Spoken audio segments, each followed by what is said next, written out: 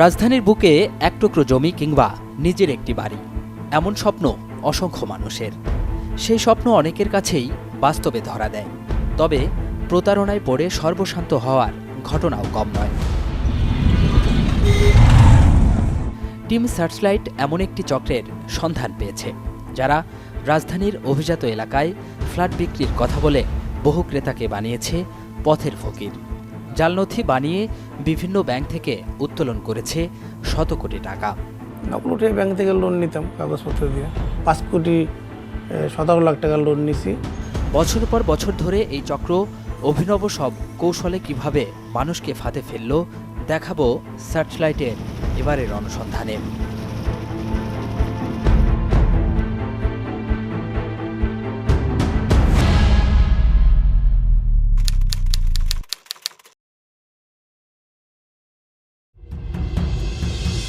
জয়নাল আবেদিন ওরফে ইদ্রিস, বয়স 40-এর কোঠায়, বাড়ি মাদারীপুর জেলার শিবচর উপজেলায়। পরিচয় দেন ব্যবসায়ী হিসেবে। তবে ব্যবসার আড়ালে ভয়ঙ্কর একটি পরিচয় রয়েছে জয়নাল আবেদিন ওরফে ইদ্রিসের। সালমা কাশেম সন্তানদের সাথে বর্তমানে আমেরিকায় থাকেন। সম্পত্তি দেখভালের জন্য বছরে একবার দেশে আসতে হয়, তবে এবার এসে ভিন্ন এক অভিজ্ঞতার মুখোমুখি হয়েছেন। ওই রেজিস্ট্রি অফিস থেকে লোক আসলো, ওরা এসে আমাকে বলল যে আপনার নাম কি? আমি বললাম আমার নাম সালমা কাশেম। তো এই ফ্ল্যাটটা কি আপনি 4 তলা লিফটের 3? আমি জি। বলে যে আপনি বসেন, বৈশা কথা বলেন। তাছাড়া আমি এই সোফাটায় বসলাম। বলল যে ওরা 2 জন আসছিল, বলল যে গতকাল রাত্রে মিরপুর সনি সিনেমা হলের উপরে একটা রেস্টুরেন্টে আমাদের নিয়ে গেছিল ওই যে কমিশনে আপনার এই ফ্ল্যাট দলিল করতে। আপনার এই নামে সালমা কাশেম নামে একজন সাজাইছে, আপনার মেয়ে নাম একজন সাজাইছে, সাজাইয়া আপনার এই বাড়ি বিক্রি হচ্ছিল।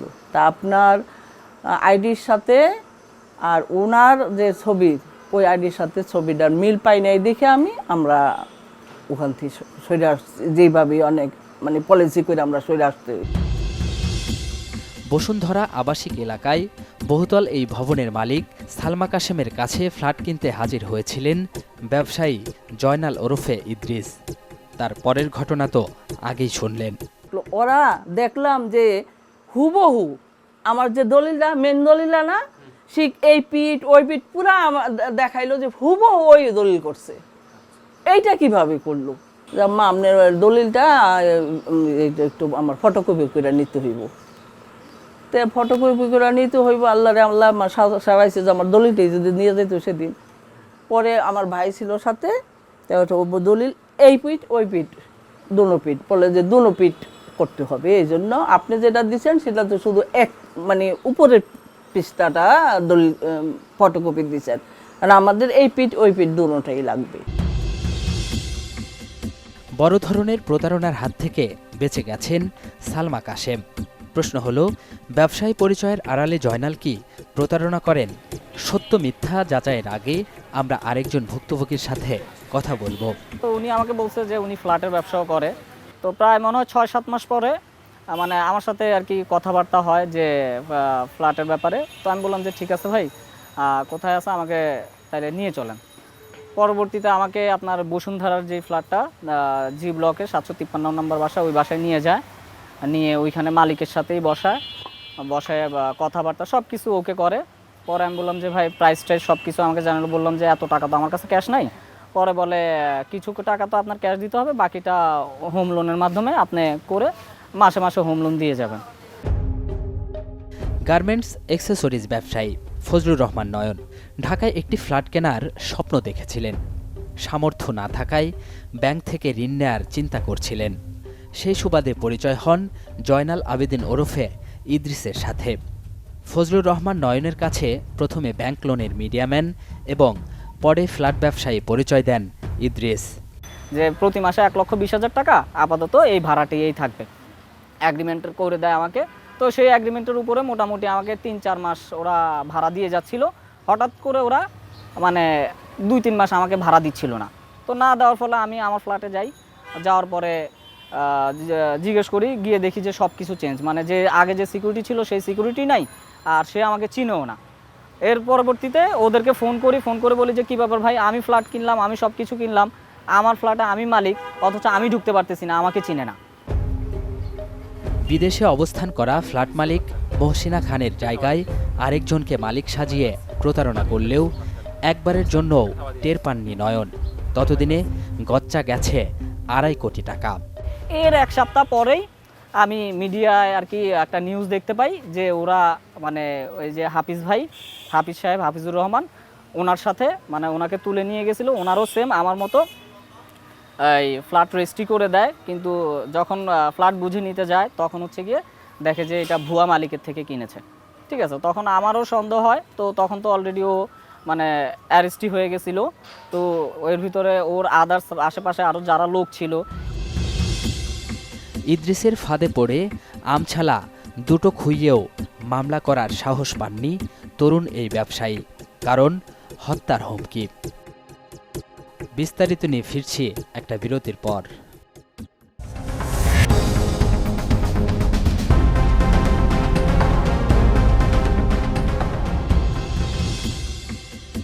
জয়নাল আবেদিন ওরফে ইদ্রিসের প্রতারণার শিকার অনেক ভুক্তভোগীর সন্ধান পেয়েছে টিম সার্চলাইট।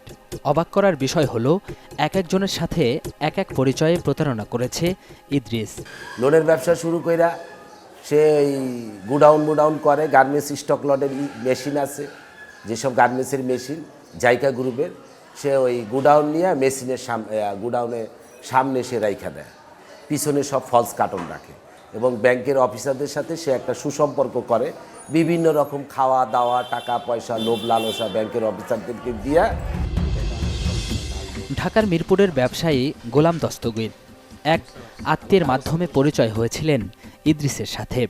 তিনিও বাদ যাননি প্রতারণার হাত থেকে। 5 কোটি টাকা লোন করা, সে বলছে আমাকে 1 কোটি টাকা দিতে হবে, কিন্তু আপনার কাছে নিয়ে নিয়েছে 2 কোটি। আমার কাছ থেকে 2 কোটি টাকা সে নিছে। লোন পাইছেন? না, লোন কিছুই পাইনি। আমার কাগজপত্র লাস্টে গিয়ে দেখা গেছে যে এই কাগজপত্র জাল, ডুপ্লিকেট। আমাকে তো সে আরও নানা রকম হুমকি ধুমকি দেয়, এই মামলা উঠায় ফেলাইতে, আপনি মামলা নিয়ে বাড়াবাড়ি করেন না, বাড়াবাড়ি করলে আপনার কিন্তু সমস্যা হইব। তখন একবারের জন্যও টের পাননি প্রতারণার ফাঁদে পড়েছেন। কিছু ব্যক্তিরই সে লোন করাইছে, এবং একই ফ্ল্যাট দেখায় সে একাধিক সে লোন করছে, আবার একই দোকান দেখায় সে একাধিক ব্যাংকের থেকেও লোন করছে। দেখা যায় যে 5টা ব্যাংকে সে একই প্রতিষ্ঠান দিয়ে 5টা লোন করাইছে, 50 লাখ করে হইলো 2.5 কোটি। এইভাবে সে লোনগুলা করাইছে ব্যাংকের সাথে। হুমকি ধমকির মুখেও থেমে যাননি গোলাম দস্তগীর, শেষমেশ মামলা করেছেন। যে মামলায় গ্রেপ্তার হওয়ার আগেই খবর আসে তাকে আটক করেছে পুলিশের অপরাধ তদন্ত বিভাগ সিআইডি।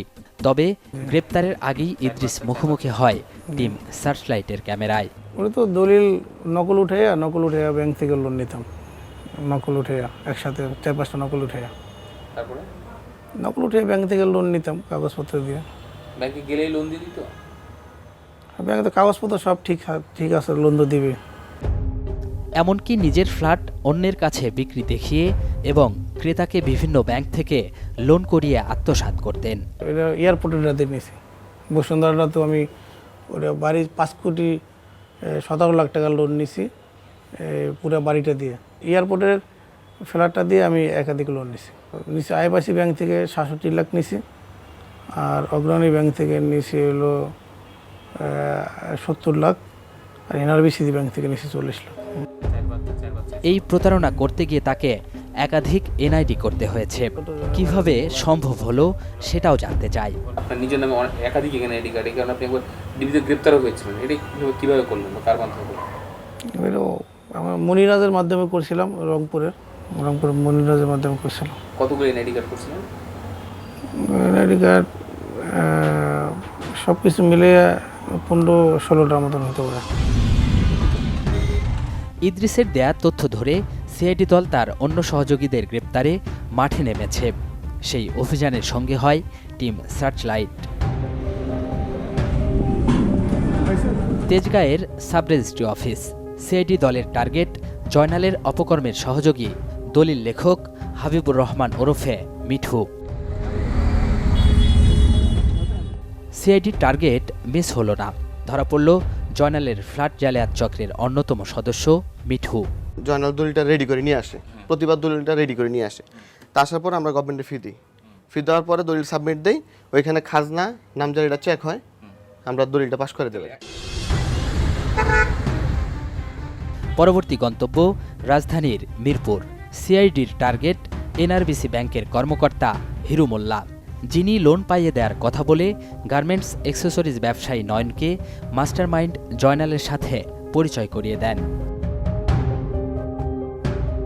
সিআইডির জালে ধরা পড়ল ব্যাংক কর্মকর্তা হিরু মোল্লা।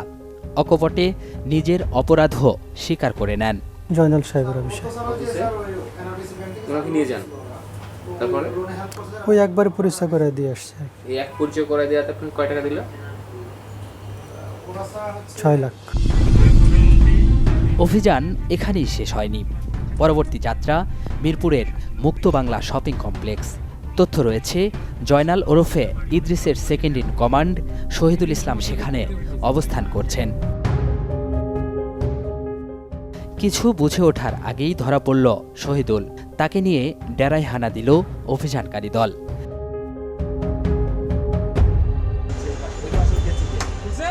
তালাবদ্ধ অফিস খুলে ভেতরে ঢুকতেই আমাদের চোখ ছানা বড়া।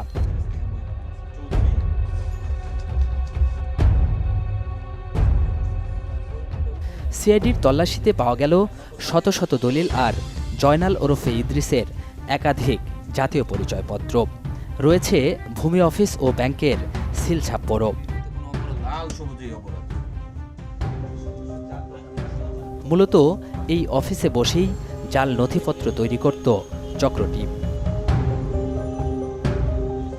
ইদ্রিস চক্রের প্রতারণার বাকিটুকু নিয়ে ফিরছে আরও একটা বিরতির পর।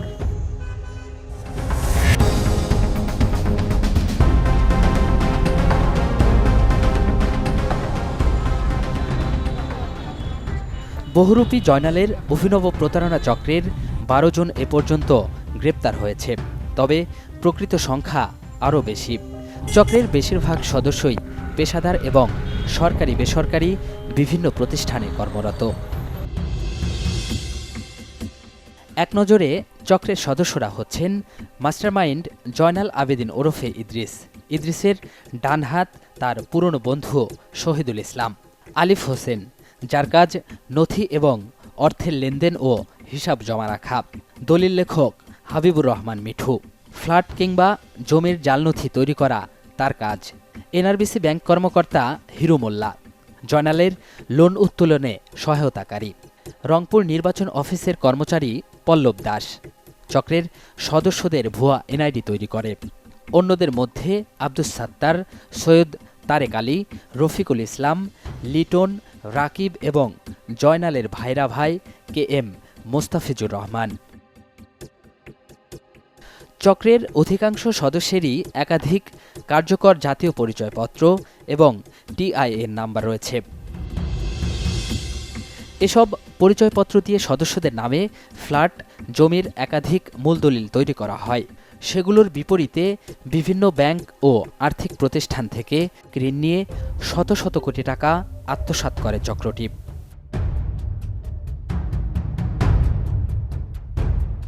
ঢাকার মিরপুরের কোঅপারেটিভ মার্কেটে স্বর্ণের একটি দোকানের কর্মচারী ছিলেন জয়নাল আবেদিন ওরফে ইদ্রিস। এরপর সহযোগী শহীদুল ইসলামের সঙ্গে গড়ে তোলেন অভিনব এক জালিয়াতি চক্র। অল্প কিছুদিনের মধ্যেই জয়নাল হয়ে যান শত কোটি টাকার মালিক। আপনার ভাই যে এগুলো করতে জানতেন না? আমি এগুলো জানি না, এগুলো ওরকম আমার নাই, কিনে যোগাযোগ নাই এরকম, মানে কি করে না করে ওরকম আমার কোনো নাই। আমি দোকানে বসে আছি, দোকানে নিয়ে করে আছি। প্রতারণা করে জয়নাল ঢাকা শহরে সম্পদের পাহাড় গড়েছেন। তার সম্পদের সামান্য কিছুর সন্ধান পেয়েছে টিম সার্চলাইট। বসুন্ধরা আবাসিক এলাকায় এই 6 তলা বাড়ির মালিক জয়নাল। বর্তমানে বাড়িটি ভাড়া দিয়ে রেখেছেন তিনি। একই এলাকায় 3 নম্বর রোডের এই বাড়িতেও 2টি ফ্ল্যাটের মালিক জয়নাল ওরফে ইদ্রিস। আশকোনা এই বাড়িতে রয়েছে জয়নালের 2টি ফ্ল্যাট। গ্রেপ্তার হওয়ার আগ পর্যন্ত স্ত্রীকে নিয়ে এখানেই থাকতেন ইদ্রিস। ফিরতে চায় জয়নালের গ্রামের বাড়ি মাদারীপুরের শিবচর উপজেলায়। এনআইডি কার্ডে দেয়া ঠিকানা ধরে আমাদের যাত্রা শুরু হলো।